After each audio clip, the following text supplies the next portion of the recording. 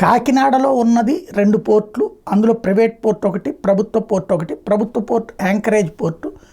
ఆ యాంకరేజ్ పోర్ట్లోనే ఇప్పుడు ఈ అక్రమాలు చోటు చేసుకున్నాయి.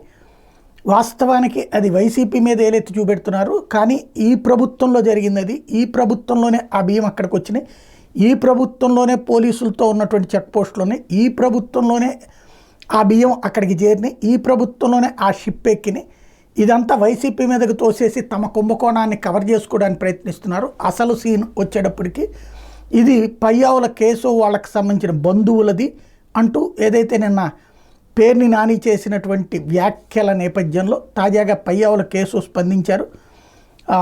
తన వియ్యంకులకి సంబంధించినటువంటిది వ్యాపారాలని చెప్తున్నటువంటిది. వాళ్ళు ఇదివరకు దాదాపు గత 2 తరాల నుంచి కూడా వాళ్ళు రైస్ వ్యాపారమే చేస్తారు. అయితే ఈ రేషన్ బియ్యం కాదు, బాయిల్డ్ రైస్ అయ్యి కేరళ, తమిళనాడు లాంటి వాటికి ఎక్స్పోర్ట్ చేస్తారు.